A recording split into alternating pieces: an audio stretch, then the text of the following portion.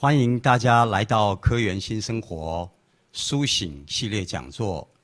今天演讲的主题是主要由 Dr. Stoll 所主讲，逆转疾病的 Whole Food Plant-Based 的饮食。首先，我先来做一个自我介绍。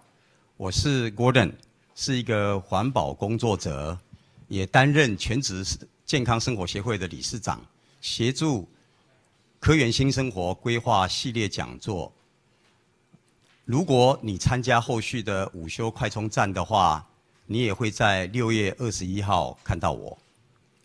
我是 Ruby 王良玉，我的现职是一位口译人员以及瑜伽老师。Ruby， 你担任上一场蔬食新力量的主持人，在塔托博士演讲的时候，你一直担任他的口译，包括今天的同步口译，加上这么多年的实践纯素生活的经验，你是否可以跟我们分享一下你亲身经历蔬食带给你的影响呢？谢谢 Gordon。我今天有这个机会可以分享一下我的生活体验。在我更年轻的时候，在科技公司服务，那公司安排了高级健检，那我检查出全身多处有病变、有肿瘤，那需要做追踪的至少就有3个，所以的确我花了1年的时间跑进各种的大小医院去做检查。那结果我在12年前开始选择纯素饮食，肉蛋奶都不吃，蜂蜜不吃。在那个时候，我的出发心是比较基于护生、保护生命，但没想到实践了几年后，我2颗很大的、相当大的子宫肌瘤不见了。那时候我还记得医生跟我说，不管你现在在做什么，你就继续做就对了。那我就开始保持一个好奇心，我就回想到困扰我很多年的这个乳房纤维囊肿，会不会是我在美国念大学的时候，那时候牛奶比水还便宜，我天天都喝牛奶。去欧洲出差快要10年的时间，常常去欧洲，就非常喜欢 cheese 跟冰淇淋。我想有一点点的关系，但是在这么多年后舒缓了以后，因为我改变了饮食，我还是基于好奇心，2年前去医院做了检查，医生也给我很多正面的回应，那也希望我不用再那么频繁的复诊了。因此我第2阶段想要表达的是，那饮食习惯，哪怕你是已经吃素了，哪怕你已经吃了很多蔬食了，是不是有一些黄金组合需要检视一下，还是怎么样？那因此我想要分享，一开始呢，基于一个吃货，不管吃荤吃素的时候，我都很爱吃，所以第1阶段呢，我会比较寻找自己熟悉的味道。那到第2阶段呢，我自己回顾起来是过分的依赖会吃饱的东西，因为那时候的 Vegan 餐厅不多，那我会太大量的吃了大豆食品啊，或是一些麸质过高的东西。到了一段时间之后，我发现我的身体好像在呼应我精神上跟心理上的一些转化。那我的身体好像开始会追求一些比较接近大地的东西，就是属于原型食物，或是有机的东西，没有化学物质的东西，比较抗氧化素高的东西，我现在才知道。像前几个礼拜呢，金融师兄Gordon 就看到我，我就小松菜啊、青松菜就拿着叶子就一直咬了，就洗干净就拿来吃了哦。所以我邀请各位能够保持开放好奇的心，在这场旅程上呢，花一点点时间做实验。也许当你下定决心的时候，会需要舍掉很多东西，但是不用担心，在门口等着你的是一个更大、更美丽的包裹，包括今天的演讲，我相信你会收获满满。谢谢各位。非常谢谢 Ruby 亲身经历的分享，她的经历呢，跟我们今天演讲的主题也是息息相关。那现在呢，Dr. Stoll 已经在线上跟我们在一起。Now Dr. Stoll is joining us online live from Texas, USA. Dr. Stoll, hi. Hi, good morning, everyone. I am sincerely honored to be a part of this conference. Hello, Gordon and Ruby. Thank you for the invitation. And congratulations on this incredible platform that helps people to understand the power of their plate to not only transform their own health, but to transform the world around them and to bring the message of compassion with food that we eat. So congratulations, I'm honored and look forward to visiting with you today. 我们也同时呢跟医生挥个手，虽然他暂时看不到，但是我们会录影哦。好，那 Stoll 呢想要跟各位说，他非常的荣幸有这样的一个平台，能够他代表这个一个纯素的医生呢，能够传达这些讯息给到各位。不但是会影响到你的健康，也会影响到这个世界，同时呢也会传达同理心给所有的万物。光只是透过植物的力量。Thank you, Dr. Stoll. We will see you shortly in the Q&A live session. Thank you. Thank you. 再来呢，我来介绍一下今天的这个讲座的这个流程。那是不是请看 PPT？ 在10点15开始到10点45 Q&A 的时候呢，各位可以将你的提问经由 YouTube 的提问区呢提出来，那工作人员呢会尽量的把它交给主持人发问这个 Dr. Stoll。那现在呢，在正式演讲之前，我先来做一个介绍 Dr. Stoll。Dr. Stoll 呢，他是美国科罗拉多大学医学院的医学博士，而是一个物理医学和复健的认证专家。他其实是一个美国奥运的代表队，他在成为美国雪橇队员，参加1994的奥运会之后，他就一直担任美国雪橇队的队医。他呢也是 Plantation Project， 中文暂时翻译成植育计划的共同创始人跟理事长。Plantation 不好翻译成中文，因为它是一个3个英文字的组合：植物、营养跟医生。也就是说，植物就是你的营养，植物就是你的医生。那他们就把这3个组合呢叫 Plantation。Plantation 呢也在美国有几个创举他们在10几年前就开始成立了叫做 Plant-Based Healthcare Conference， 一个植物性饮食的医疗大会到现在10几年的时间，全世界最大的植物性的医疗大会，那参加的人数上千个医生跟医疗人员。那第二个呢是一个研究性质的期刊，它叫做 International Journal of Disease Reversal and Prevention。那这个期刊呢是一个非常非常专业的，希望能够改变医生的印象。那再来呢，它也是一个显现在很多的纪录片包括 Dr. Oz， 还有包括2018公共电视台特别节目 Food as Medicine， 而且很多纪录片里面 Eating You Alive， Waiting Till It's Free， 还有非常著名的 The Game Changers 如素的力量。如素的力量呢，讲到许多知名的运动员表现很好，他就是用whole food plant-based 的饮食。那畅销书作家、国际演说家，他出版了 Your Next Bite， 那也在最近呢出版了 Disease Reversal Hope。那这一本书呢才刚刚出版，下一页。在今年呢的下半年或者明年上半年，也会由织田来出版中文版。那纪录片现在正在美国拍摄当中，预计年底会在美国上映。那中文版呢，也希望能够在2023年上半在台湾上映。OK， 好，下一张。那现在呢，我们就正式开始这个，请 Dr. Stoll 为我们做他精辟的演讲。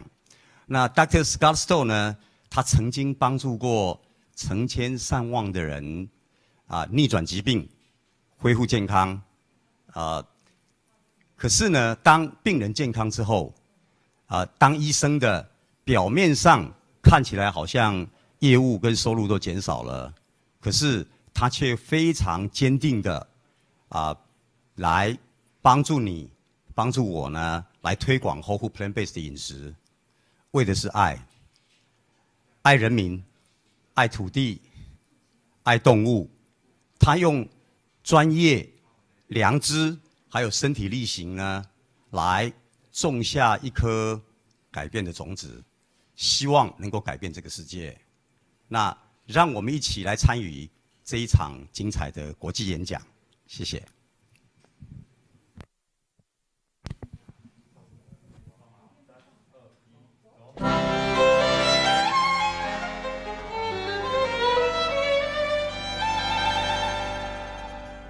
Hello everyone, my name is Dr. Scott Stoll, co-founder of the Plant Nutrition Project. And it is my honor today, at the invitation of Bliss and Wisdom, to present to you today Food as Medicine, a regenerative vision. Really looking at the incredible power of a whole food plant-based diet to not only prevent, but suspend and reverse disease. So I'm going to share my screen and we'll get started right away.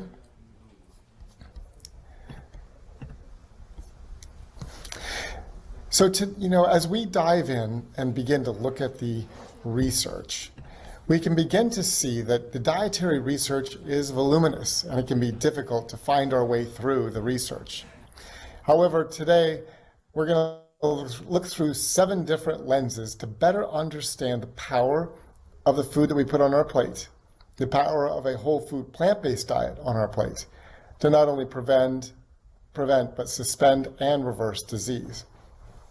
We're going to look through 7 different lenses at the power of the food on our plate today, starting with the biochemical level, the smallest level down to the atomic level, looking at inflammation, the epigenetic level, cellular biology, a study of complex biologic systems, randomized control trials, looking at population studies, and then finally understanding the power of the food on our plate to impact agriculture and the environment and the world that we're stewarding for future generations.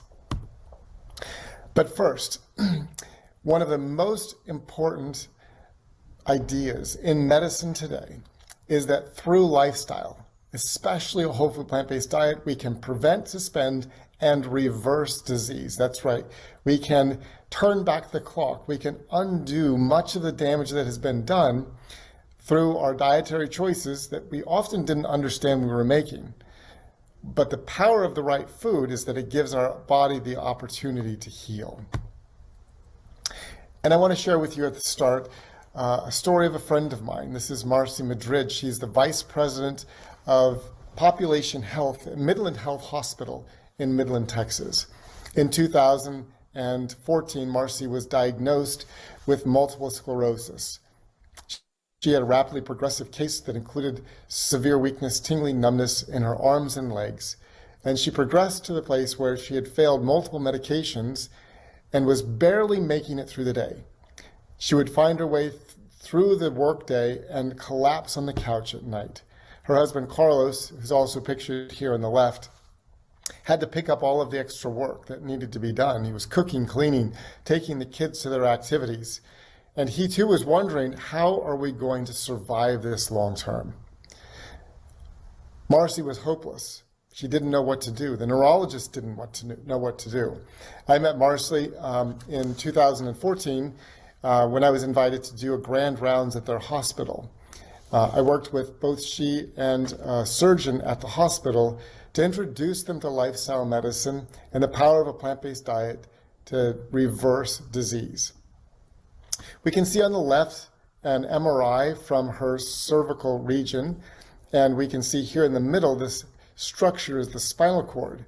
And if you'll notice, all of the white elements inside of her spinal cord, these are inflammatory lesions. Essentially, her immune system is attacking her spinal cord.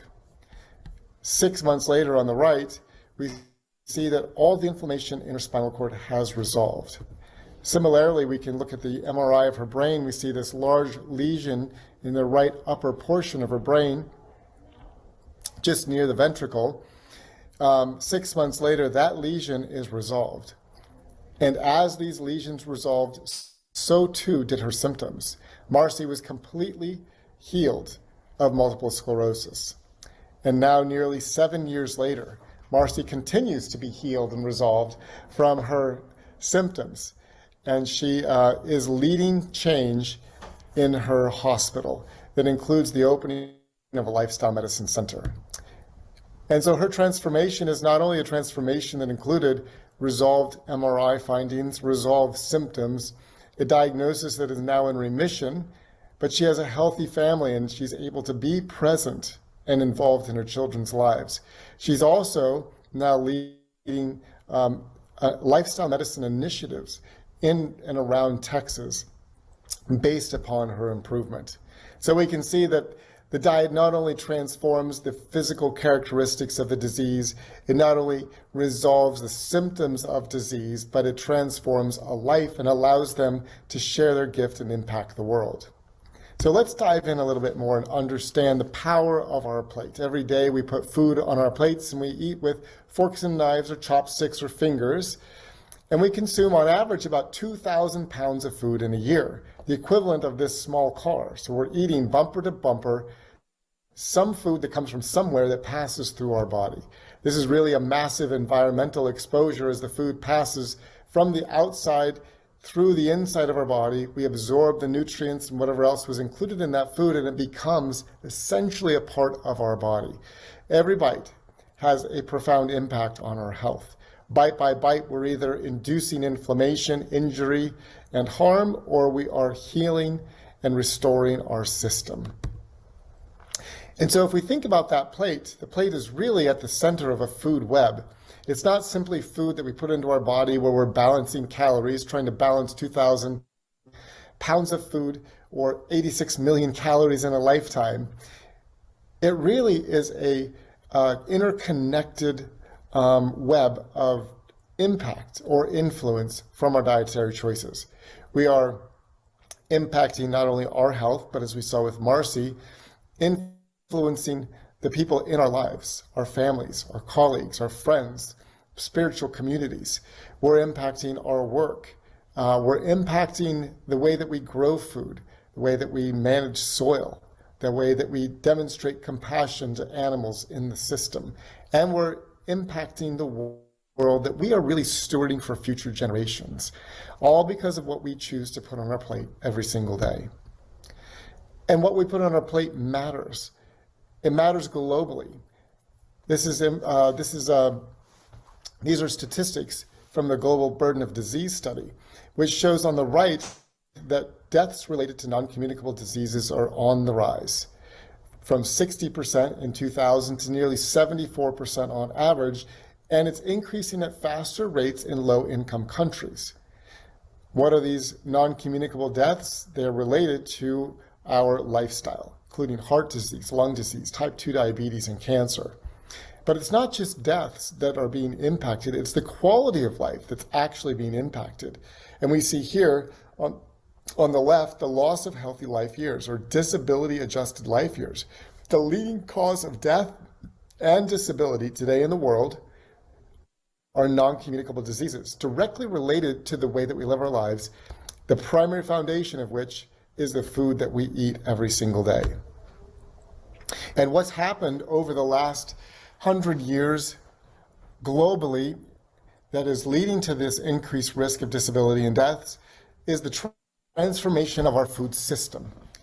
Really a transformation that started in the 1940s and has escalated and accelerated globally. We can see here that beginning in 1909, the average person ate 5 pounds of sugar per person per year. Today, it's more than 140 pounds. We've added 70 pounds of oil, more than 100 pounds of meat and 15 pounds of fish, 30 pounds of cheese, 500 calories, and 53 gallons of soft drinks in a year per person. All of these foods are inflammatory and disrupt physiologic systems, leading to the progression of disease. But they also have a significant impact on the quality of life of animals and our environment, as we'll see later. So essentially, when we build on the right foundation, we have a strong tower of health. However, when we erode the foundations of our life through lifestyle choices and unhealthy food, medicine has to step in with surgery and medications to prop up the tower. This is not sustainable, and this is why quality of life is also impacted, because surgery and medications don't reverse the cause of the disease. They're only maintaining and managing the acceleration and progression of those diseases. So what we see is that disease accumulates over time. It's bite by bite that we accumulate injury inside of our cells. It's with fatigue, toxic exposure, sleeplessness and poor posture, diet and inactivity, that we begin to turn the wheels of accumulated injury.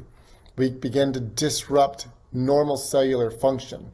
We begin to impair organ function, leading to this eventual tipping point of disease. And the tipping point is an acute heart attack, diagnosis of cancer, elevated hemoglobin A1C with a diagnosis of type 2 diabetes.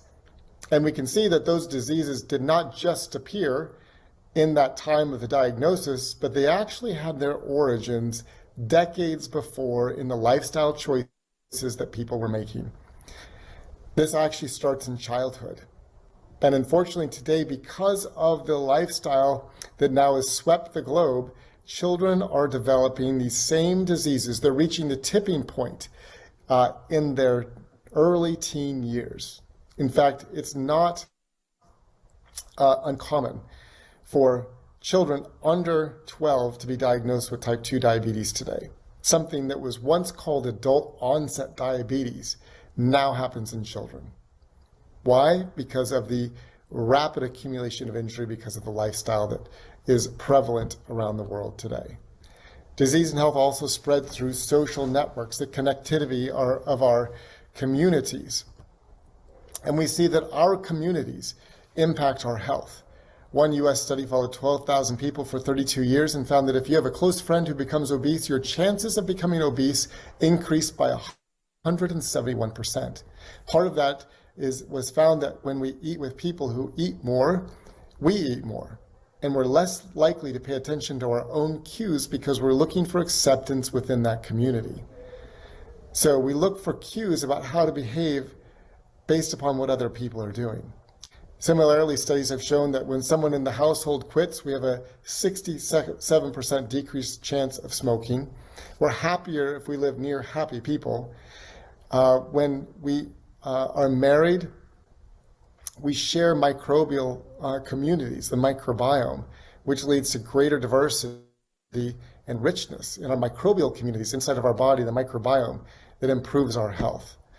So this is just to touch on the fact that community is also important, and developing healthy communities is a part of the long-term solution.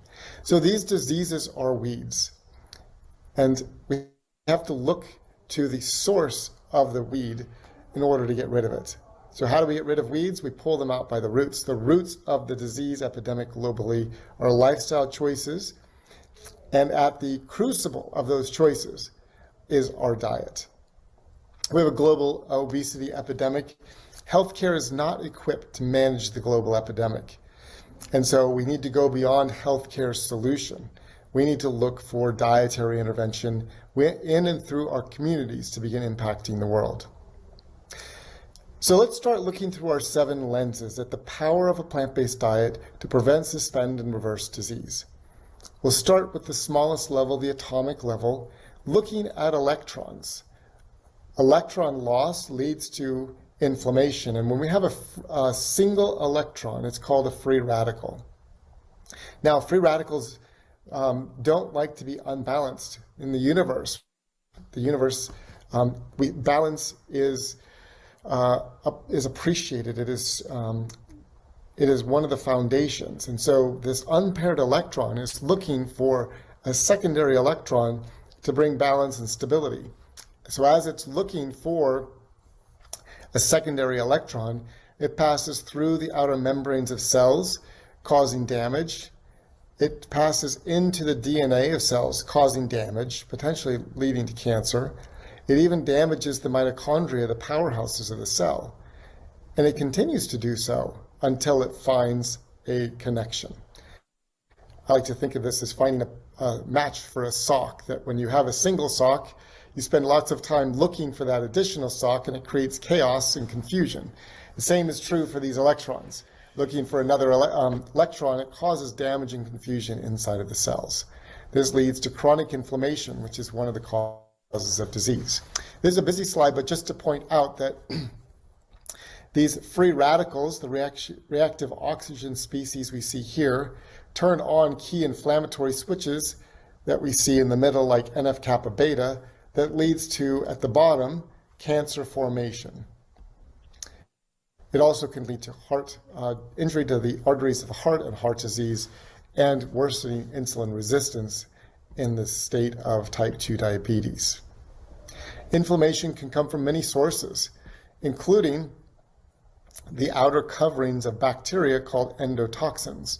The consumption of animal products causes an exposure to these heat-resistant endotoxins that when people consume them, as we see here in this randomized control trial, within 2 to 4 hours, at the top we see a spike of inflammation, IL-6 and TNF-alpha, this massive spike at 2 hours.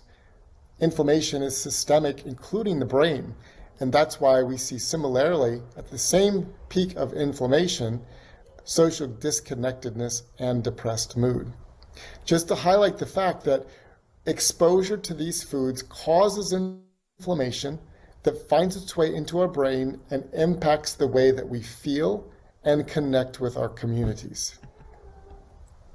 All of this has been highlighted in the research in the Dietary Inflammation Index, and they have found that a higher dietary inflammatory index is associated with depression and mental illness, as we just saw, cardiovascular disease, cancer, rheumatoid arthritis, inflammatory bowel disease, excess body weight, increased weight to hip ratio, elevated VAT fat, visceral abdominal tissue, which is the fat around our organs that is dangerous because it contributes to chronic inflammation and disease.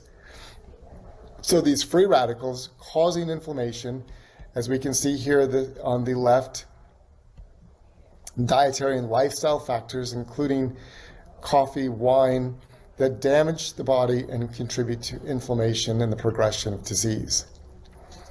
But it's mitigated by the anti-inflammatories in food.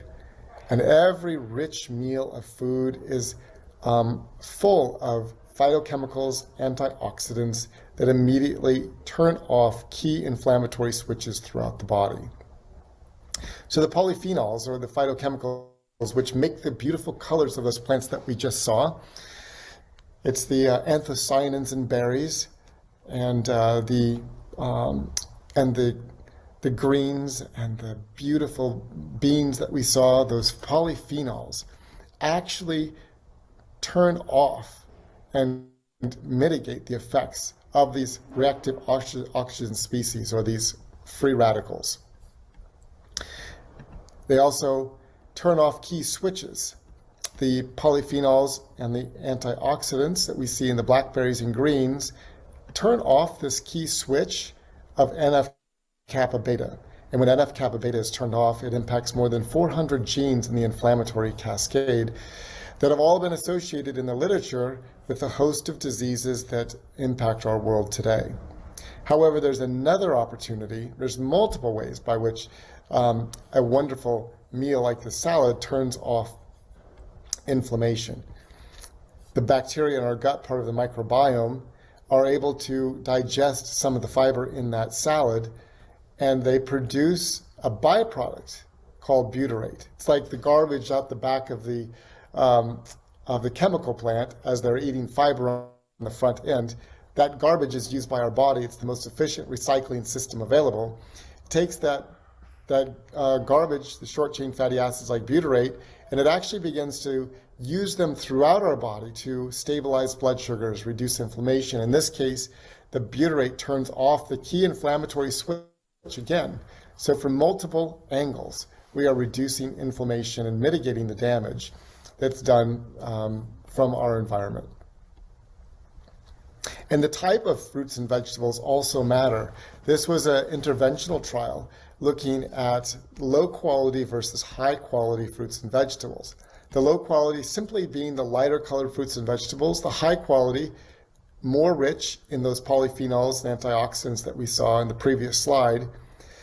And they found that over the course of 2 weeks, people that were on a high quality diet had a more dramatic reduction in inflammation compared to those on a low antioxidant diet.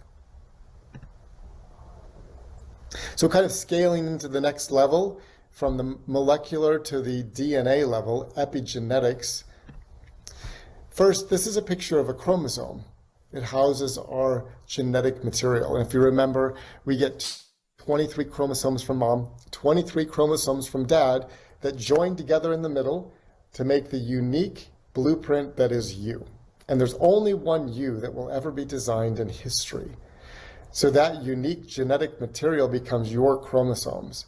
The little green caps on the end of this chromosome are called telomeres. And we have an enzyme called telomerase that maintains the integrity of those caps.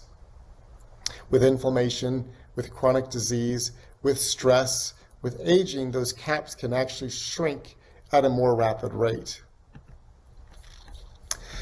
So it's important to recognize that while we receive DNA and genetics from our parents, we may receive susceptibilities for disease, but genetics are not the major cause of chronic disease. In fact, according to this study and many others, on average, all of disease is related to genetics at about an 8% ratio. Cancer can be between 8 to 18% depending on the type of cancer. But essentially, most diseases have only about a 10% relationship to an individual's genetics. The remaining 90% is related to their lifestyle choices on a daily basis. So in other words, we could inherit a very poor genetic profile that makes us very susceptible to a host of lifestyle diseases. But by choosing to eat a whole food plant-based diet, reduce stress, exercise, get a good night's sleep, and be a part of a loving community, those genetic factors, those concerning susceptibilities never have to manifest in our life. We control our destiny by our lifestyle choices and by the decisions that we make about what we put on our fingers, forks, and chopsticks. So this is the field of epigenetics that says we inherit genes from our parents, but our lifestyle choices matter more. And in this image, we can see on the right that the lifestyle choices, essentially a westernized lifestyle of ultra-processed food, animal products, inactivity, stress, poor sleep patterns, all lead to the manifestation of disease. On the other hand, healthy lifestyle factors lead to a healthy body and a changed future.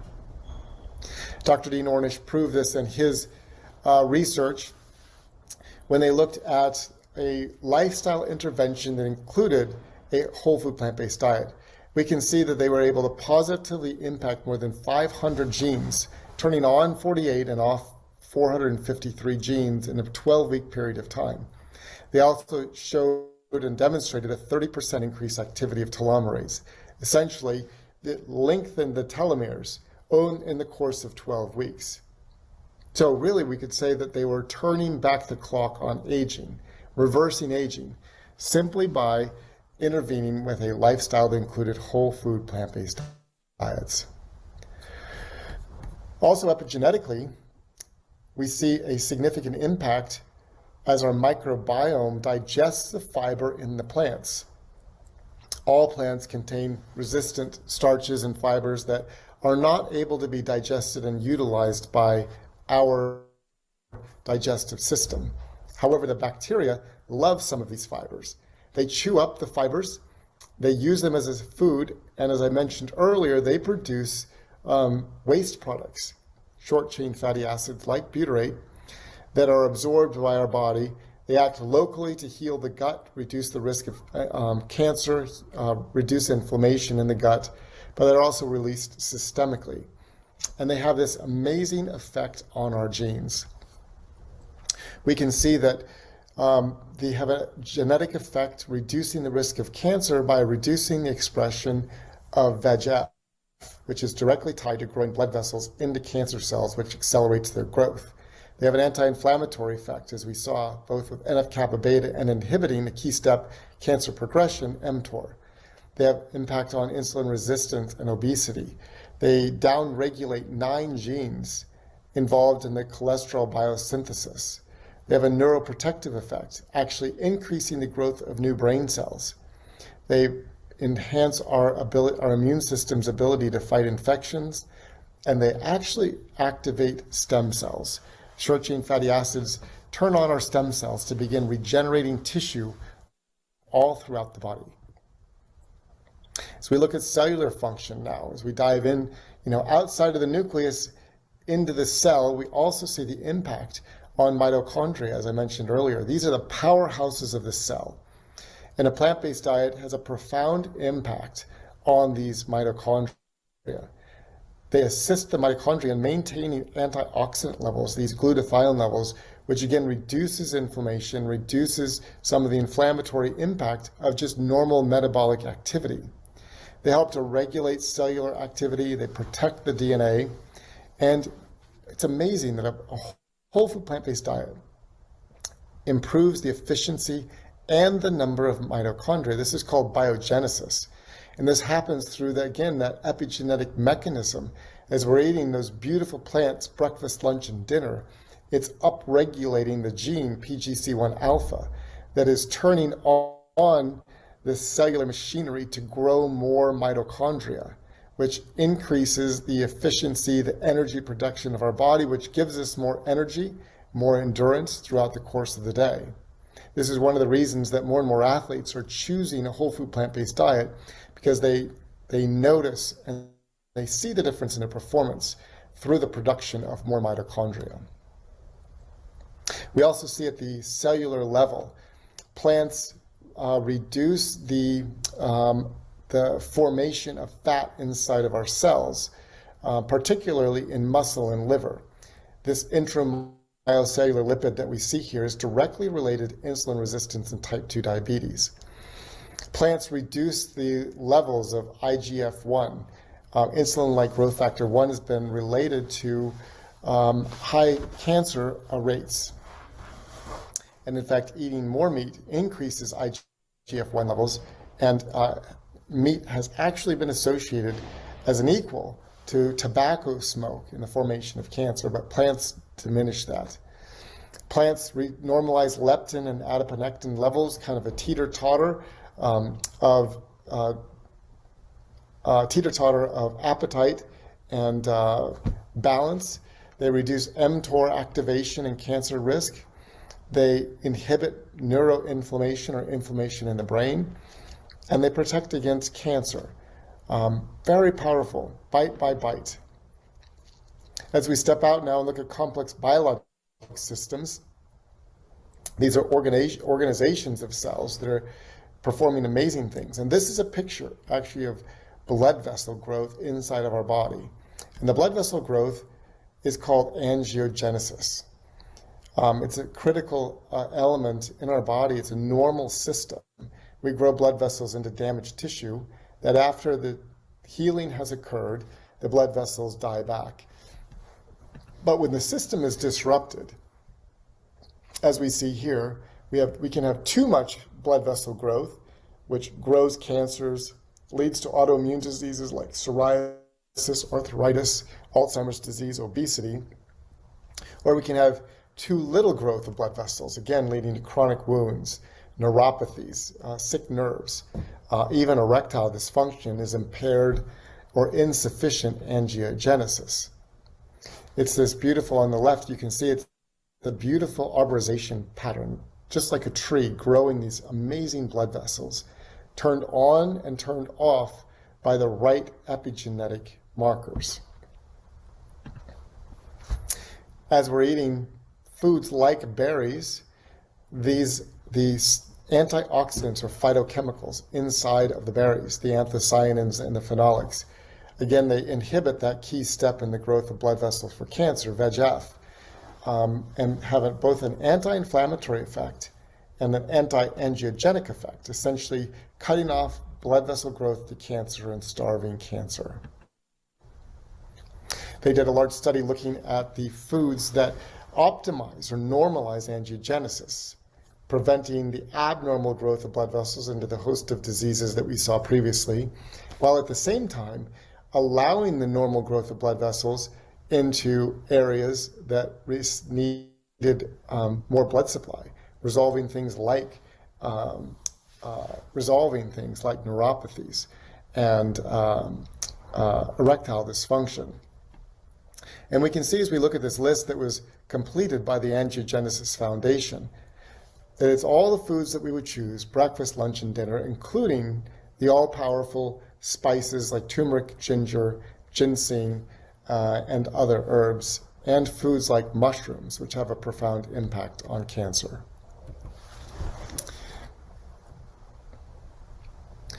But also, as we look at complex biologic systems, we need to take a step back and understand the gut microbiome. The microbiome is 50 to 100 trillion bacteria that live inside of our intestines. These microbes are very important for our health, and they're very sensitive to our lifestyle choices. Here we see that plant protein encourages the growth of positive bacteria like Bifidobacterium and Lactobacillus, and it reduces the growth of bad bacteria, the bad actors like Bacteroides and Clostridium.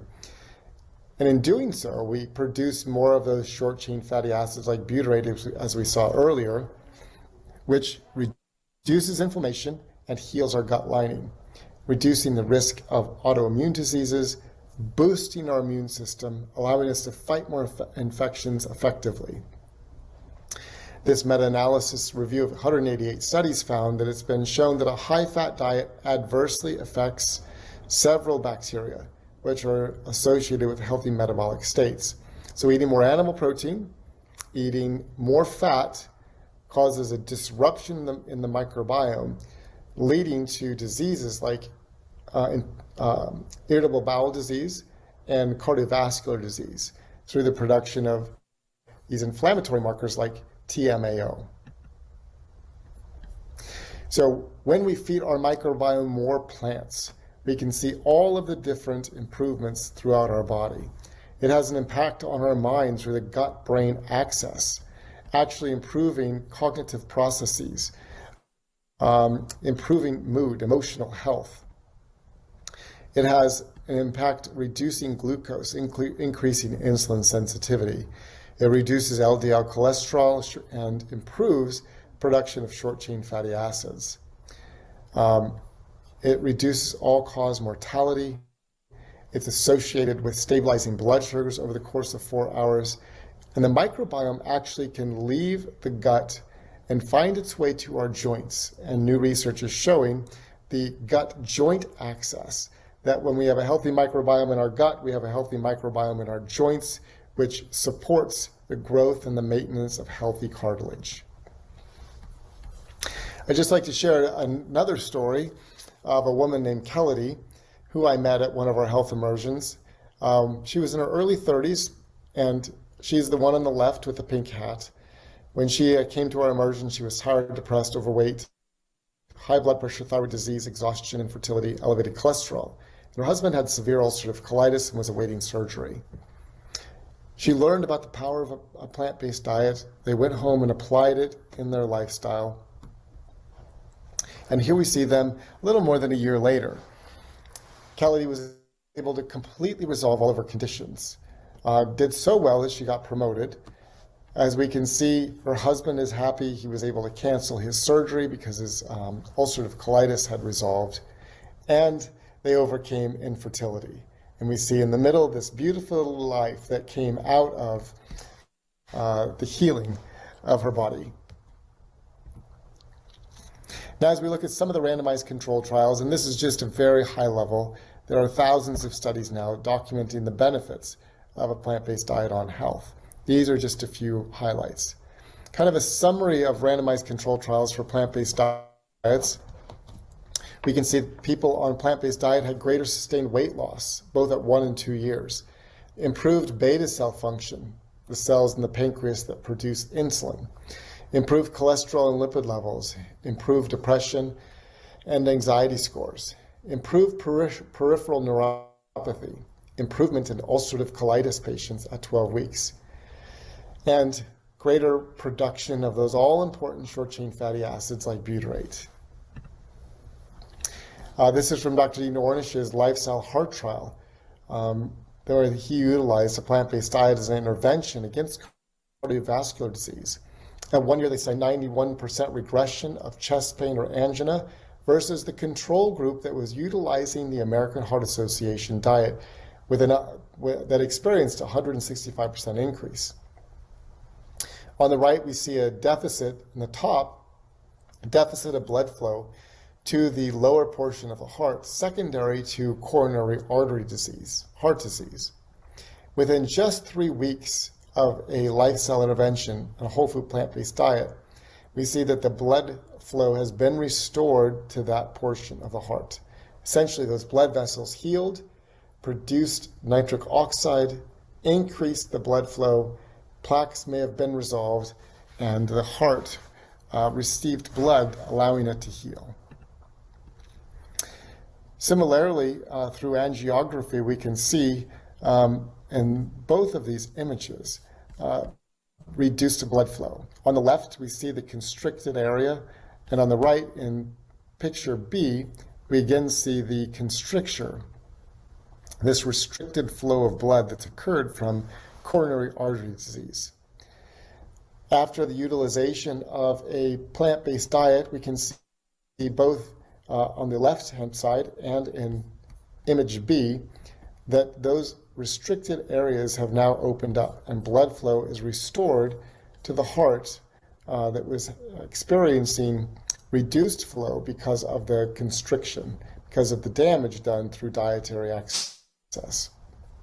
This is only possible through a whole food plant-based diet. What about type 2 diabetes? Here are just a few studies that highlight the impact of a plant-based diet. I love this study because it was a randomized control trial comparing a vegetarian diet, essentially whole food plant-based, with the American Diabetes Association diet, the diet that is prescribed to everyone with type 2 diabetes. So we can see the comparisons here.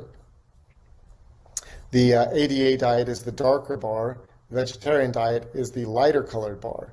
So there was a greater reduction in medications on the vegetarian diet, weight, and improved insulin sensitivity, both all in the vegetarian group compared to the ADA diet.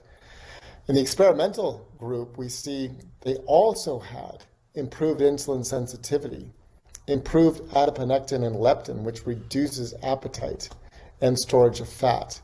We see a reduction in visceral and subcutaneous fat, improved vitamin C and superoxide dismutase levels, and reduced glutathione, which tells us that the inflammatory levels were reduced. Glutathione is an antioxidant, so if your body is utilizing less, it's having to cope with less inflammation. And in the ADA group, none of these positive secondary benefits were seen. Again, emphasizing the importance of whole plant foods in treating disease. So as we look more at larger trials for type 2 diabetes, this is a systematic review which looks at multiple trials. Based upon the evidence of the research in the systematic review, it can be concluded that plant-based diets accompanied by educational intervention significantly improve psychological health, quality of life, hemoglobin A1C is essentially the measure of blood sugar over 3 months, and weight. Plant-based diets could potentially improve neuropathic pain. And there's research to show that in 25 days, 81% of people can dramatically improve the pain of peripheral neuropathy. The broad study from New Zealand was the first study to show significant improvements not only in BMI, cholesterol, and other risk factors, but also the greatest sustained weight loss at 6 and 12 months at any other trial that did not limit energy intake or mandate regular exercise, simply eating whole food plant-based diet. This is a summary of the plant-based diets on cholesterol levels.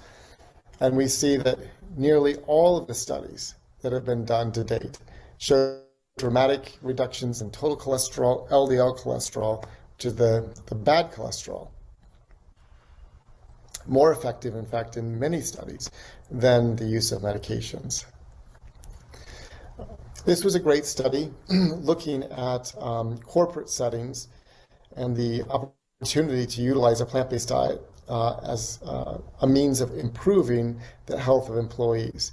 Geico is a large insurer in the United States, and it was a multi-center randomized controlled trial of plant-based diets to reduce body weight cardiovascular risk ratios. In this randomized controlled trial, there was a significant improvement in body weight, plasma lipids, and blood sugar control among people living with diabetes. They were much greater in the intervention group than the control group. Also in the Geico study, there was evidence of improved presenteeism, people going to work and producing more at work and having greater job satisfaction. So it not only improved the quality of their life and work, but it reversed their diseases at the same time. Now again, looking at some larger meta-analyses, this is from JAMA 2016. We see that high animal protein intake was positively associated with cardiovascular mortality. High plant intake was inversely associated. So more plants, lower risk, especially among individuals with one lifestyle risk factor.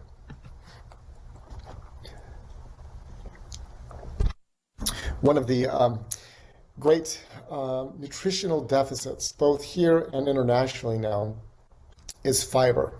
And this research shows that only 4% of any age group actually meets the adequate intake for fiber. In America, we see that only 4% of males and females reach the recommendations of 35 and 25 grams. Ideally, as the research shows, that we should be out around 70 grams to maximize our risk reduction. So essentially, no one today is getting enough fiber unless you're eating a whole food plant-based diet. And here's the research again that shows risk of heart disease across increasing levels of total fiber intake. So we see that with increasing intake of plants, breakfast, lunch, and dinner, as we add more fiber to our diet, that relative risk of heart disease almost reaches zero as we increase our plant intake. Similarly, when we improve the quality of our diet, not only reducing and eliminating animal products, but also improving our exposure to whole plant foods, we dramatically improve our health. This is from the Journal of the American College of Cardiology, which highlights the effect of a healthy plant-based diet here on the left in red versus a plant-based diet and an unhealthy plant-based diet. And we can see the hazard ratios, the risk of heart disease actually goes up with an unhealthy plant-based diet, but we get the maximal benefits when we eat whole plant foods. On the right, we see in red animal foods and a less healthy plant-based diet almost rising at the same level for risk of heart disease, but we see a dramatic improvement with healthy plant foods. So again, the quality of our diet really does matter, and filling our plate, those 2,000 pounds a year, with whole plant foods is a significant opportunity to prevent, suspend, and reverse disease. Similarly, we look at diabetes, and we see that in green, the healthy plant-based diet more significantly reduces the risk of diabetes compared to an unhealthy plant-based diet. So quality, again, matters. What about inflammation? We saw earlier, inflammatory index is important. And so here, this is, again, a meta-analysis, systematic review looking at hundreds of studies. They found that plant-based diets are associated with improvement in obesity-related inflammatory profiles and could provide means for therapy and prevention of chronic disease risk.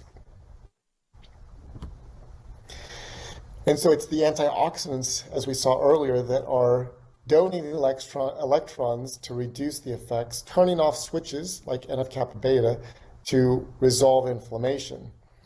And so another general measure in the research to look at the power of your diet in reducing disease is the total antioxidant capacity. How many antioxidants are you getting breakfast, lunch, and dinner building them up inside of your body? And they found that a high total antioxidant capacity is inversely related to, so that means higher antioxidants, lower rates of all-cause mortality, stroke, hypertension, colon cancer, cataract formation, anxiety, depression because of neuroinflammation and the microbiome, multiple sclerosis, myocardial infarction, heart attack in women. It's protective against metabolic risk factors and actually leads to a lower risk of hip fracture in the elderly. So now we've scaled from the smallest level, the atomic level with electrons, up through our genes and our cells and biologic systems. We've seen the positive impacts on randomized control trials. We have also looked at the evidence through meta-analyses and systematic reviews of population impacts of these different of plant-based diets on different diseases. But what about now hospital systems? You know, healthcare is really now currently disease management, but what if we began to shift more towards utilizing food as medicine? This is Dr. David Feinberg, CEO of Geisinger Health, who said while he was CEO there, we should be investing in people and processes, not in hospitals, understanding the power of lifestyle to transform individuals, communities, and healthcare systems. And so they did. They invested in a project called Fresh Food Pharmacy. And to prove out their intervention, they developed a study which identified patients with a hemoglobin A1C of greater than 8. So this is poorly controlled type 2 diabetes, but also a group of people who self-identified with food insecurity. So they found in their community that 14% of the population, 23% of the children identified with food insecurity. They weren't able to access healthy food. Then they went back into the claims data, the insurance data on these patients, and found that on average, this large group of people had $8,000 to $12,000 per month in expenses to the hospital. So they put together an educational program that included food and a team working with these individuals to help intervene and prevent and suspend type 2 diabetes. So the group they selected, 37 patients for 12 months to prove out their pilot study, had an A1C of 9.6, which is very poorly controlled type 2 diabetes. 1 year later, their A1Cs were 7.5%, which corresponded really to a 40% decreased risk of death and serious consequences. Dramatic reduction. They were able to reduce their mean healthcare costs by 80%, essentially moving from $240,000 per member per year to $48,000 per member per year. Think about the cost savings in healthcare if this could be replicated across systems around the world. They predict on average that there's an $8,000 to $12,000 of savings per 1% reduction in A1C. Dramatic reductions and dramatic improvements in quality of life for everybody passing through the program. The program was so successful, it was written up in Harvard Business Review, and is being reproduced in multiple sites throughout their region of care. Now we can go a step bigger, expanding beyond healthcare systems to understand the impact of the food that we put on our plates every single day, the healing capacity and potential of a whole food plant-based diet to heal from the molecular level to the global level. So let's look at the agriculture and environment. So first we have to take stock of our food supply chain. And you all may know this, but this is animal feeding operations today. They call them CAFOs, Certified Animal Feeding Operations. And they exploit animals. They put animals in terrible living situations. And it has not only an effect on the well-being of the animal, but also the workers and the environment that is negatively impacted by cramming all of these living creatures into tight living quarters, under stressful living environments, all to be sacrificed for food. More than 10 billion animals are sacrificed for food here in the United States. And the amount of resources required to grow those animals is actually draining the resources of our planet. It's most people don't realize that 80% of all of the antibiotics that are being manufactured today are sold to animal food production. You know, only 15% or so are utilized by humans. So the number one cause of antibiotic resistance is not the the physician's prescription pad. Rather, it's the animal feeding operations and the animal food that people are eating. So antibiotics are given to farm animals to promote growth and prevent disease. The animals eat those antibiotics and they grow, but because of the continued exposure, the bacteria that are in their guts begin to develop resistance to those antibiotics. They contaminate the meat. The individual consumes the meat and develops the antibiotic resistance that was carried by those bacteria. Now, when they do come down with an infection, the physician writes a prescription, gives it to the patient, but the patient has no impact because they develop resistance from the food chain.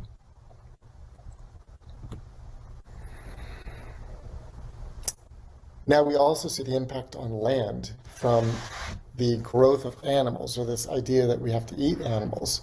More than 80% of our farmland is used for livestock, but it only produces 18% of the food calories and 37% of the protein. This is data that comes from one of the largest studies to date that included 38,700 farms, 119 countries, 40 food products, representing 90% of what we eat. And if we step back and really look at our food supply chain, 75% of the calories in the entire world come from 12 plants and 5 animals. And so we can see that, you know, not only are we producing only 18% of the calories, 37% of the protein, while using 80% of the farmland, we're utilizing 83% of the land, emitting 58% of the greenhouse gases, contributing to water pollution, air pollution, and freshwater withdrawals at unsustainable levels. The food system is broken. And then growing the food to feed the animals through conventional practices today is leading to erosion around the world. We're losing topsoil at exponential rates. It's been estimated that we're losing 1 inch of topsoil per year. And then unless we change the way that we grow food, then we have 60 harvests left. 60 years, 60 inches of topsoil remaining. The good news is that by changing the pattern of the way that we grow food, we can actually regenerate soil and regenerate the earth. So looking at diet and resource sustainability, we can see on the sustainability score and the health score that the vegan diet is superior. Greatest sustainability and greatest health score. The Lancet trial and paper was written in 2019 by lead author Dr. Walter Willett from Harvard University.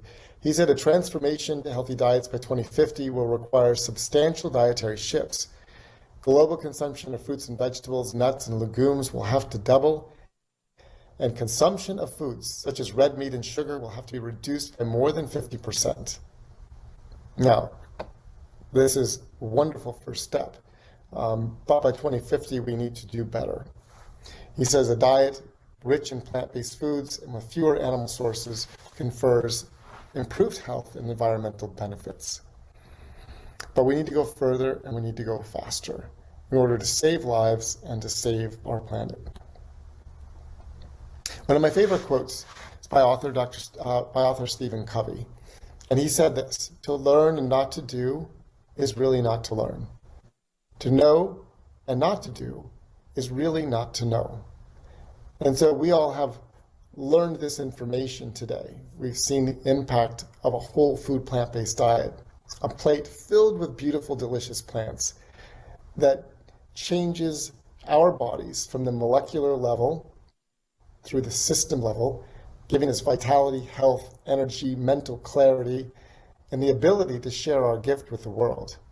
We've seen that groups of people transitioning to a whole food plant-based diet can begin to change the economics of healthcare, allowing more finances to be available to provide healthcare for all. We've seen that a system and a community moving towards plant-based diets can begin to regenerate agriculture and the earth and restore compassion to animals. And so we've learned these things today, but we need to do. We need to know how to move forward. The first step is beginning to transform our own plates, adding more plants, going towards a whole food plant-based diet. We need to begin growing our own food. We need to begin helping others grow their own food to bring food security and health into their lives. We need to begin initiating and establishing programs in low-income countries where the rise in non-communicable diseases and cancer is exponential. They need to learn how to grow food and how to establish themselves in a place where they have both food security and food that brings life and health. So we have lots to do as a group.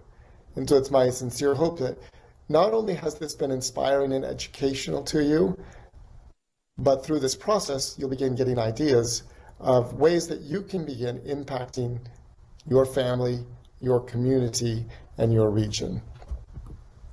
Because we really are stewarding our lives, our resources, and this entire globe for the future generations. We have to move from thinking of ourselves individually and to begin thinking of ourselves collectively. We need to move from thinking of ourselves as we've been trained by the world as consumers and producers, actually stewards. And the stewardship mindset causes us to think in the future of how we can better hand off this world, its resources, to the next generation. This beautiful, bright-eyed generation that we can educate and inspire to be better stewards of the world that they will hand off to the generations that follow. I sincerely thank you for this amazing opportunity to be with you and encourage you all to make a different choice, to eat a whole food plant-based diet and be inspired. If you, I just want to put this up, if you want more information, the Plantrition Project is our not-for-profit to educate healthcare providers around the world. You can find more information, plantritionproject.org. We have an annual conference, pbnhc.com, which is both live and virtual, designed for healthcare providers. We have 23 CME educational hours by healthcare providers to describe the health benefits of a plant-based diet. We have a free journal that you can sign up for today, ijdrp.org, to look at the science of plant-based nutrition. It's called the International Journal of Disease Reversal and Prevention. And we are building out an international directory of healthcare providers, plantbaseddocs.com. So again, I'd just like to thank Bliss and Wisdom, Gordon Yu, my friend in Taiwan, for this kind invitation. And I look forward to hopefully visiting you all in Taiwan one day. I wish you all the best. As I always say to my children, I encourage them every single day that they leave the house to go out and speak life, to show love, to shine their light, and to share their gift and to change the world. And I encourage you to do the same. Thank you.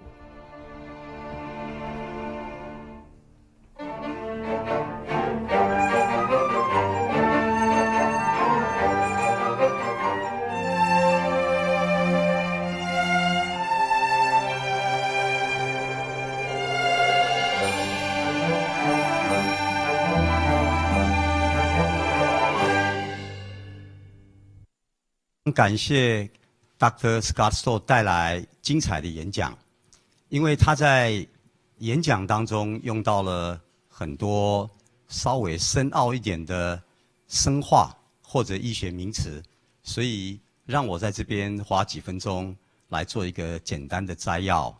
怎么样透视呢？植物性饮食如何可以抑制，还可以逆转疾病？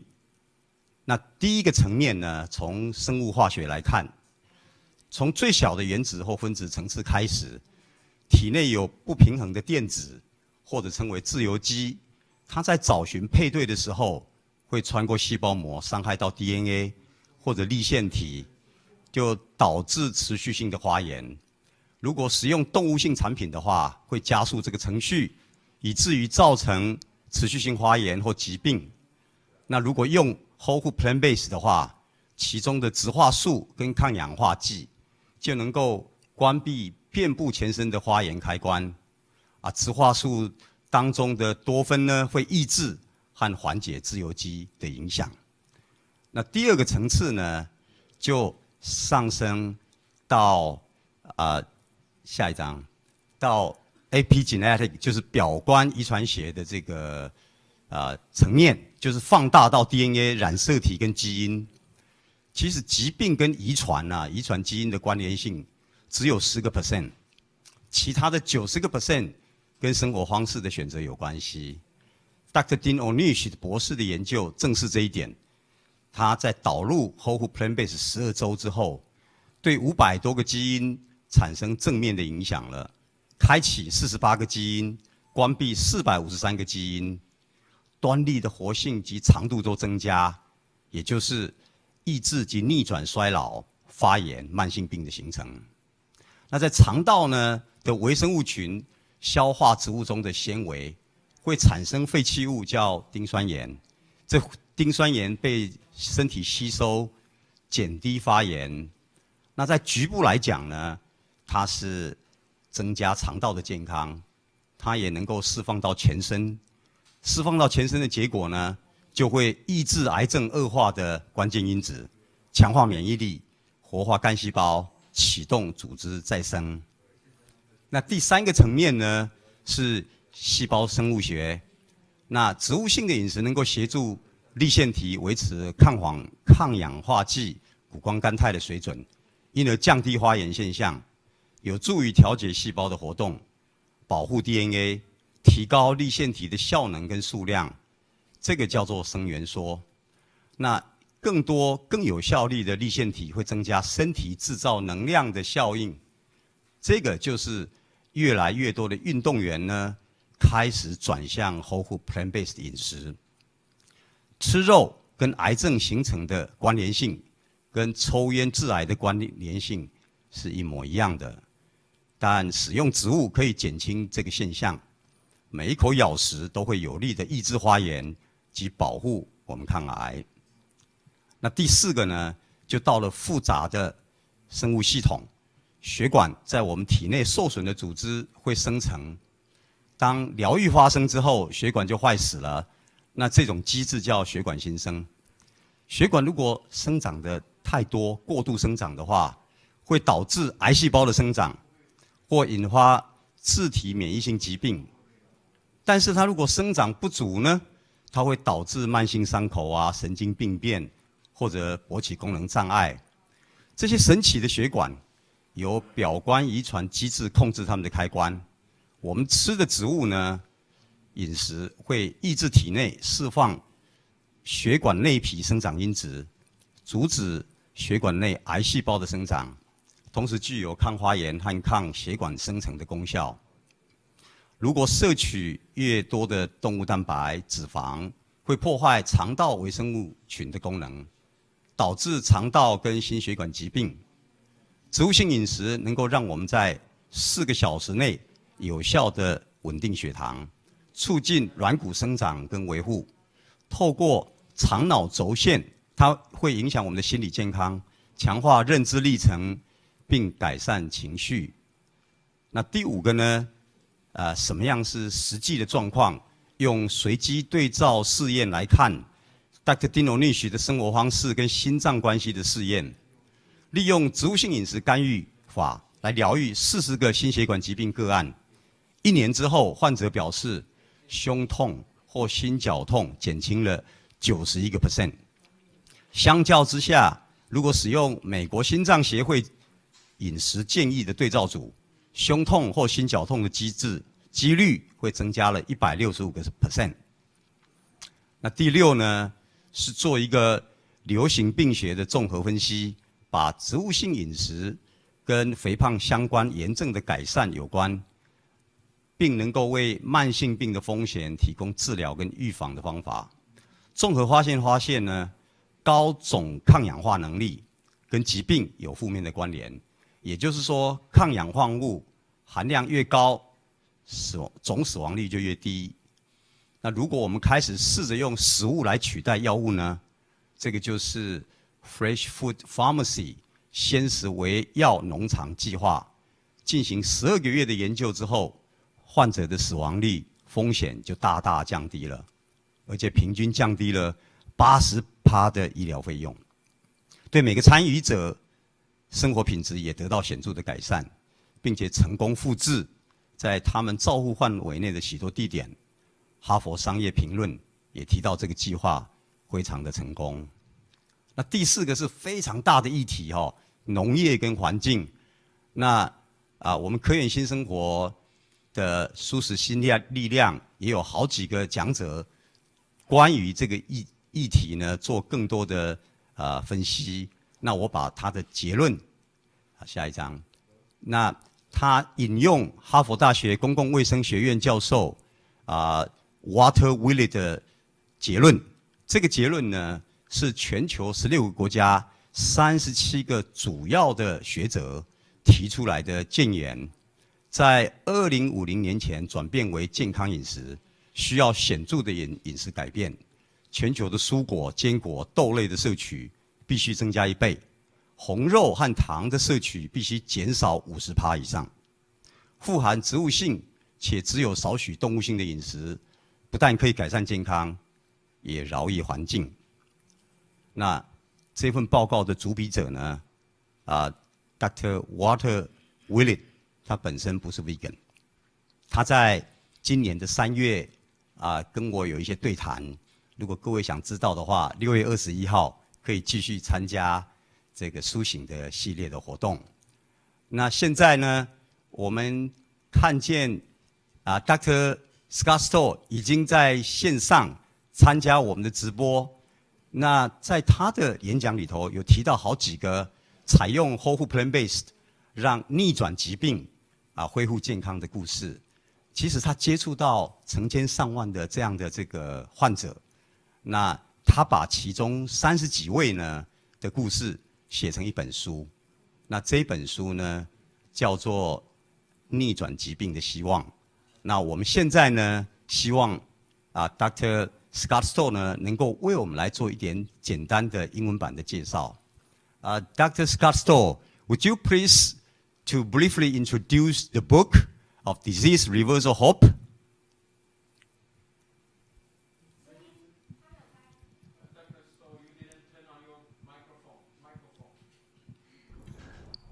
Yes, thank you, Gordon. You know, for over 20 years, I have seen remarkable stories of transformation as people change the food on their plate. And so my co-author, Dan Purgis, and I wanted to capture some of these stories to help inspire hope in other people that might be faced with one of these diseases, to recognize that by changing the food on their plate, there is the profound potential to not only suspend their disease, but reverse their disease and reclaim their quality of life. So we have captured 36 stories from a variety of diseases, from heart disease to cancer to autoimmune diseases, in this book, told by the people themselves in their own words. So you can hear their story, you can understand what they did, and how they overcame their disease. Thank you, Dr. Stoll. Appreciate that. Now we started to have the Q&A session. The first question is, what's the differences of whole food plant-based diet with vegan diet?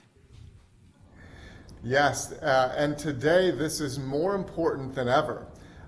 As more people around the globe are recognizing that plant-based diets are healthy and actually becoming interesting to the public, we have more and more processed plant-based foods. 所以呢，植物性的食物越来越多，但研究显示，如果我们吃了太多的加工的 vegan 的产品、植物性产品，事实上，我们疾病的风险跟食用西方食物是一样的，不管是心脏、糖尿病或是癌症的风险因子是一样。所以我做一个辨别，在 vegan 跟全食全植。该强调的是，我们必须要吃原型食物、植物性食物，加工性越低越好。看，最好是非常的新鲜，从地面上出来，这很重要的一点。这也是我们在逆转疾病的一个重要关键。所以，越全食植物，越少的加工品，那我们就会减少这些加工品对我们的毁坏性的介入。 Thank you, Dr. Stoll.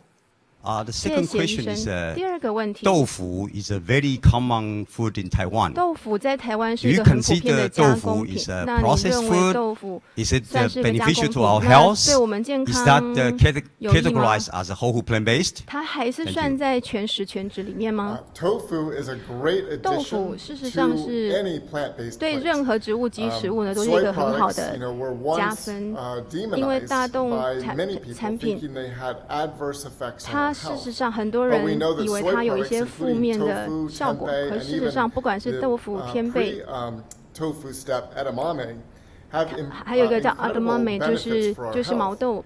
They block 这 receptors 些都 and 会 actually lower 让 the 我 risk 们头脑 of 的 breast 这些 cancer, 受 ovarian 气 cancer, 阻 prostate 塞 cancer，in 那 both 会有 men 效 and 的 women. 阻塞这些 They stabilize 癌症 and can add through the 包 soy 括乳癌等等。 isoflavones a great source of 它也是 antioxidants to the body. 很好的抗氧化素的一个来源。不管是豆腐、天贝或是毛豆，其实我是建议加在你的饮食上的。 The third one is high fat seems not good for our body. 高脂好像对身体不好，包括油，油好像里面也是脂肪嘛。那请问有你推荐的好油吗？ Which has potential to benefit our health. 然后利益我们的健康。 Yes, that is an excellent question. 这个问题提得很好。 Oil is always a challenge. 因为油是一个重要的挑战的议题，因为从历史上，大概19世纪吧，他大概是吃4磅的油，现在已经到了70磅一个人。 所以我们食用增加油的量非常的大，所以这是一个全世界的挑战。不管是酪梨油啦、橄榄油，都是相对健康，因为它1汤匙呢有20卡路里的热量，所以它是一个有一个对卡路里、对热量 很不错的一个来源，但是挑战是很多油我们没有正确的去测量。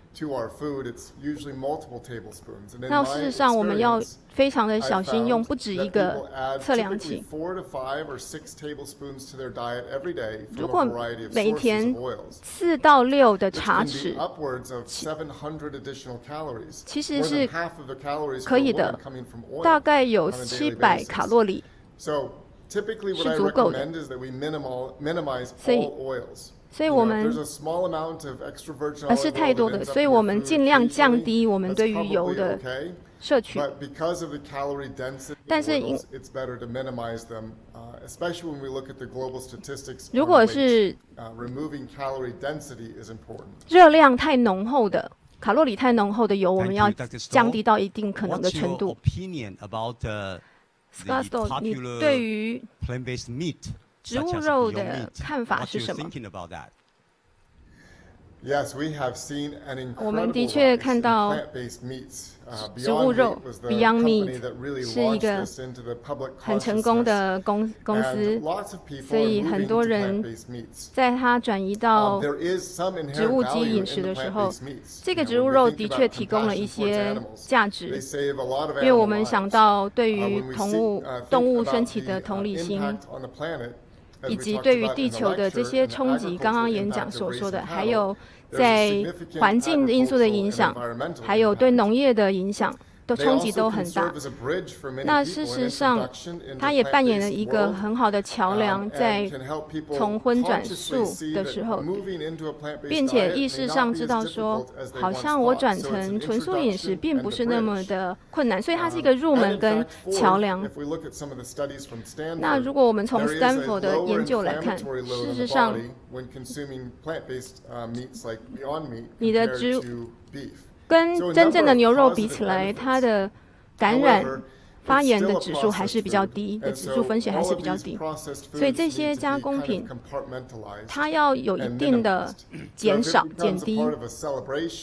那我们把它当成，也许你有一些重要的聚会啊，要庆祝啊，是可以去吃这些，但是天天吃这些加工品的话，它如果把它放成是你日常的生活饮食的话，还是会损伤你的健康。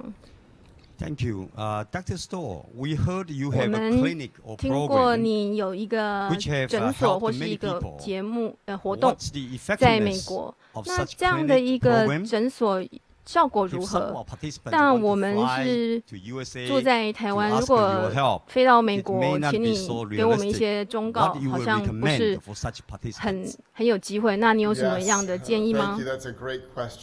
谢谢，这个问题也问得很好。我一直尝试的是找到一些方法来触及更多的人，来介绍我这些系统。一开始我的诊所呢是一个医生诊所，我只能看到一天20个人到30个人。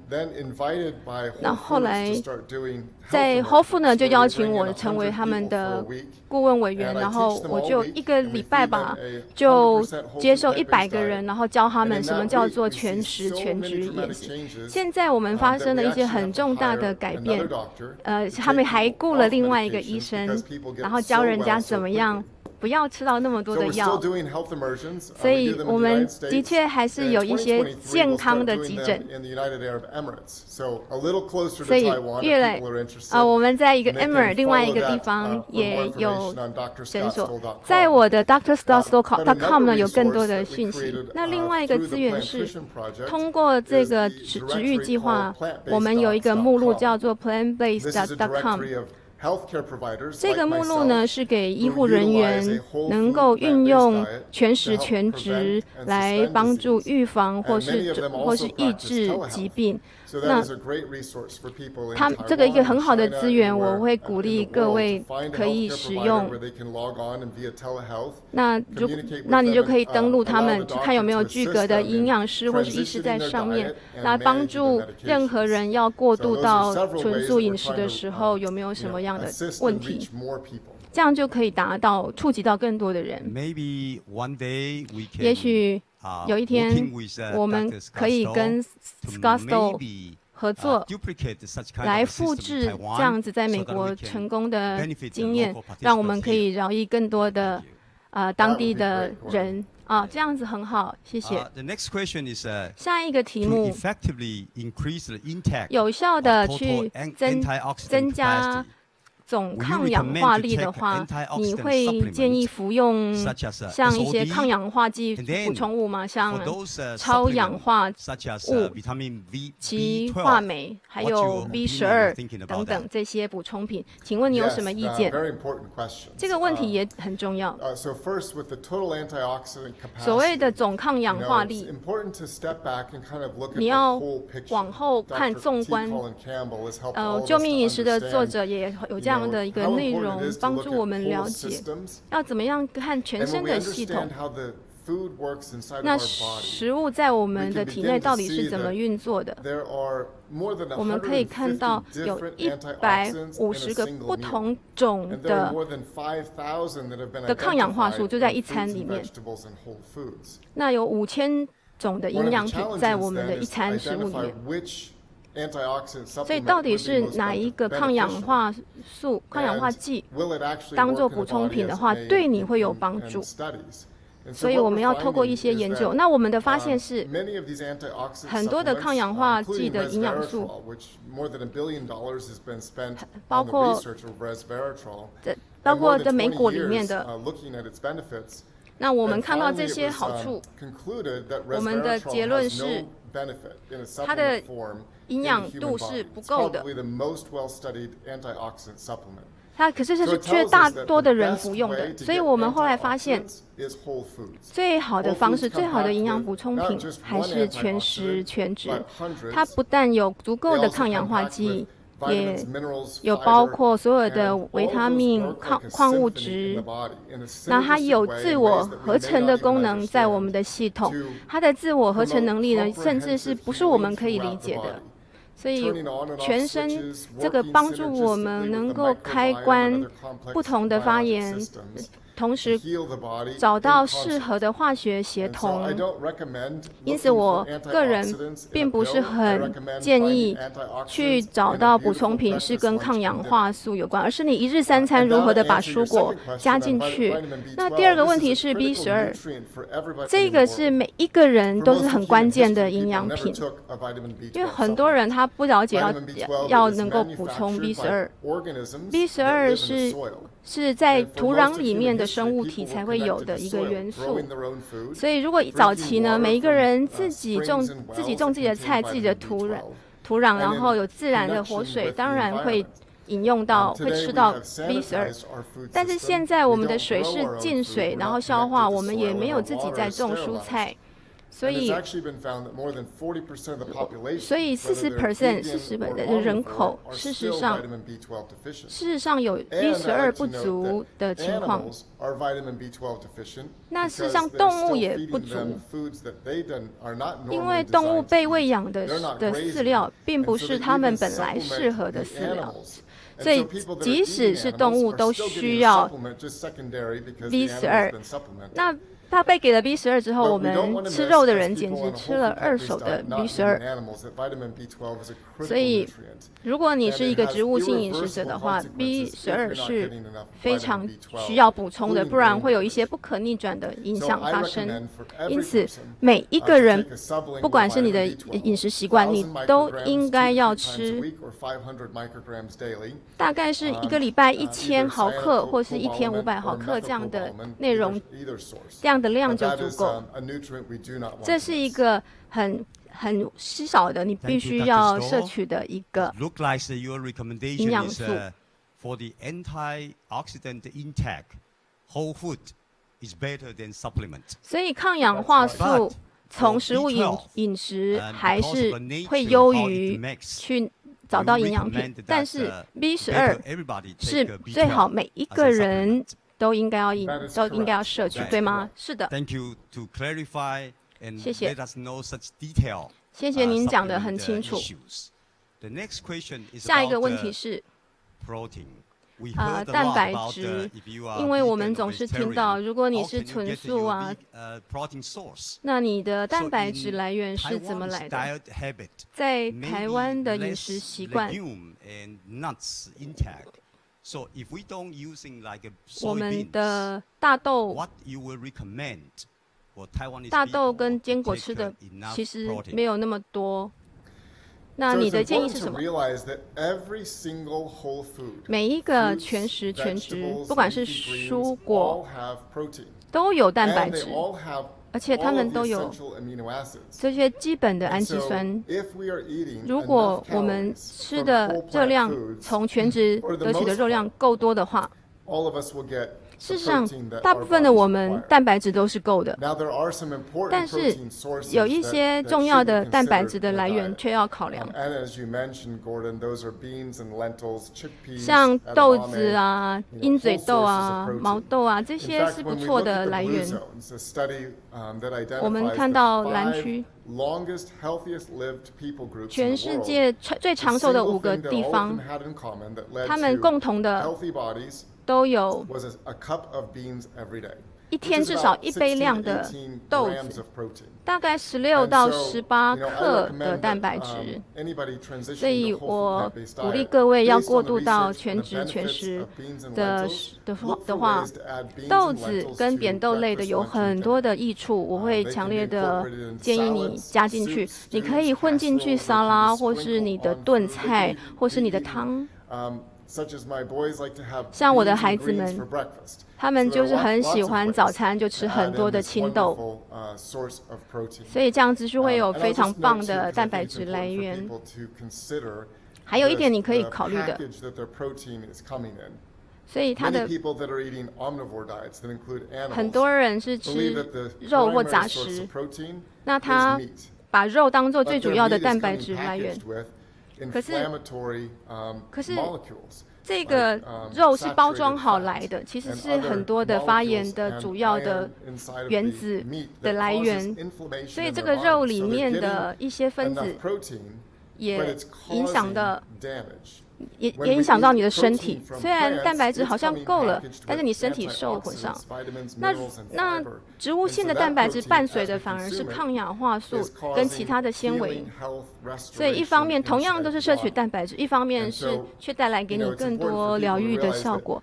因此，不管你的蛋白质来源是从动物或是植物，那虽然看起来好像是热量就够，可是基于逆转疾病的考虑，植物性的选择，蛋白质选择绝对是比较正确的。我们的观众还问到，生菜或是煮不煮的这些问题，到底是要蒸一下呢，炸一下呢？我如果把有叶子的菜炸一下，或者蒸一下，这样算健康吗？那但是如果你要彻底的洗干净，你有没有建议我要怎么样让它更有效率的洗干净？因为毕竟还是有可能有一些化学物质在青菜上。那生食是你推荐的吗？ Yes, and it's both. 其实答案是2个，两边都是。我们的确会煮植物，它会流失一点点，但是没有关系。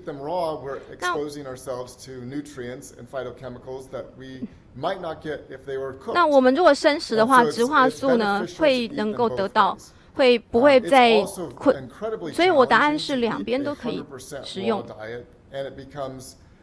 Very difficult and leads to many people stopping eating a whole food plant-based diet. 所以 So I recommend, focusing on 专注在 and looking to get as 你 many 适合 calories 的 as you can from raw fruits and vegetables. 全植食物，不要因为这样就不敢开始。你可以从沙拉啦，我们说的中东豆泥开始。那从这边生吃开始。那至少专注在深绿色的蔬菜开始。可是，在蒸煮的绿叶也没有问题，因为它蒸一下，甚至包括洋葱也蒸一下，其实也是很健康的。所以也不要太极端，2边一起都可以，因为他们2边有2边的益处。那我希望每一天你都可以两种都摄取。那怎么样清洗蔬菜？如果事实上这些清洁剂跟水就很单纯呢，就可以洗掉大部分的问题。所以只要你用的那种清洁剂是天然的，然后加一些水，事实上都洗得很干净。当然咯，如果你有机会自己种自己吃，那甚至你的植物呢还留着一点点的土，那在土里面的这个菌是好菌，会跟我们肠胃道里面的菌呢产生很好的合成，事实上是一个很好的微生物聚落。Thank you, Dr. Stoll. In your speech, 在你的演讲里面，在书上，我们看到很多的案例，有关于逆转疾病，还有恢复健康。那光单纯只靠全职全时，没有医生营养师的介入，就可以全然的疗愈吗？如果他现在在服药的阶段，他可以自己停止这个处方药吗？这个问题也是问得很好。如果你现在面临的是一个跟疾病相关的挑战，是需要用药的，我建议你还是要跟你的医护人员一起咨询。那告知他们你现在正在开始全时全职，那问他的意见跟用药方面的意见，不管是抗血压的或是糖尿病相关的用药，他们比较需要，他们的确是有在3到5天就把药停止，甚至上架。但是如果他的血压降低的太快，确实会有一些头痛，因此跟你的医护人员一起是很重要。但是如果你的医护人员他不愿意再介入另外一个医生跟你一起协助的话，那也为什么我们网站的成立就是这个原因。每一个人都有潜力能够任何时候都可以换成全时全职，但是看您现在的状态是在这个过程，然后你用药的程度，所以确保你如果要停药的话是在最佳的时间，所以要跟你的医护人员共同的合作。我们的确希望您可以帮我们，希望这个网站呢能够在台湾也可以触及。谢谢。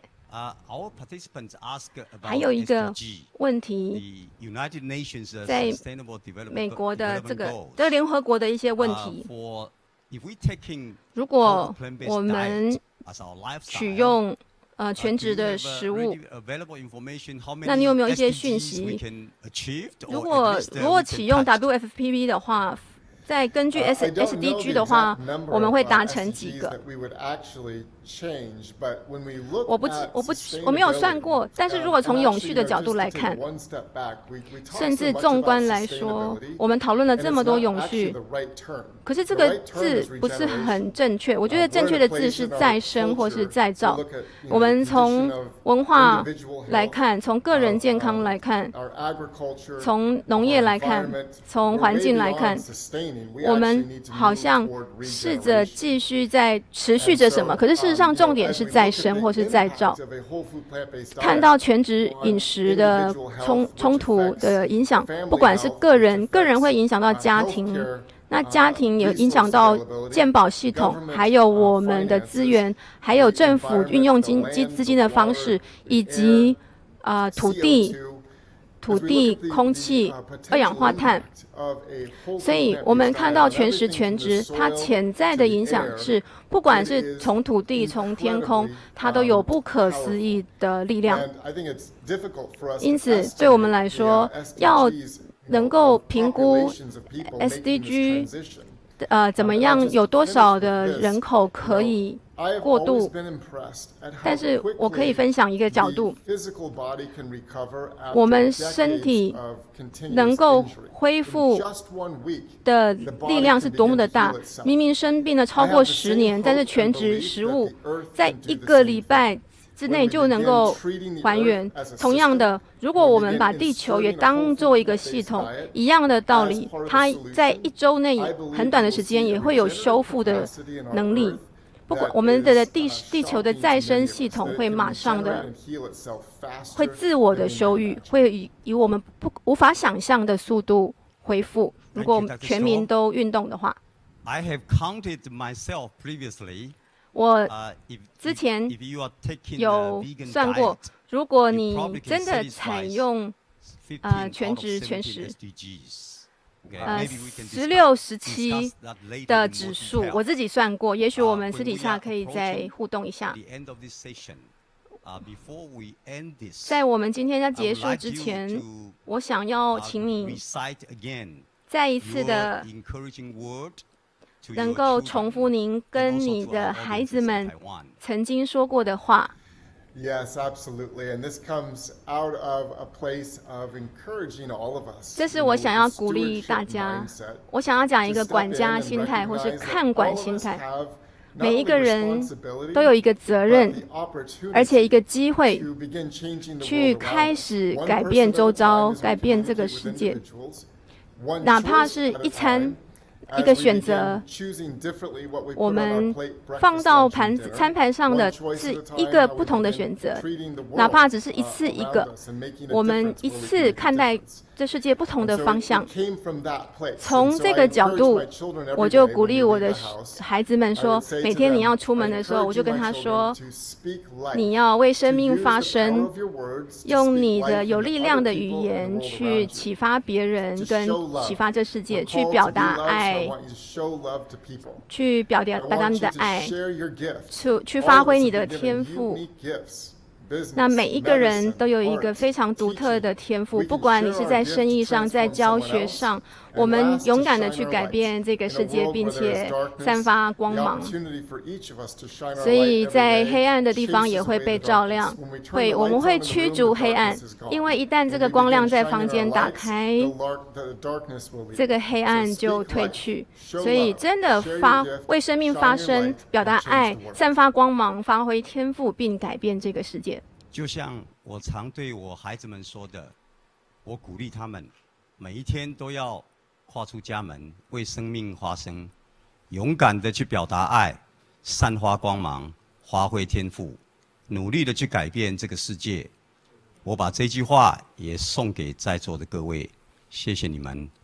Thank you, Dr. Stoll. Our pleasure and honor to have you with us today. For your first Virgin experience in Taiwan. 第一次的演讲就给到了台湾，第一次亚洲演讲就给到了台湾。虽然是线上，但是我相信我们会再见面的。谢谢 Scott 医生，谢谢各位，拜拜，拜拜。我们在后续也有苏醒的一连串的活动。那各位如果扫描荧幕上的 QR code 的话，你可以知道更多哦。谢谢各位，欢迎下次大家再参加科研新生活的活动。谢谢，拜拜。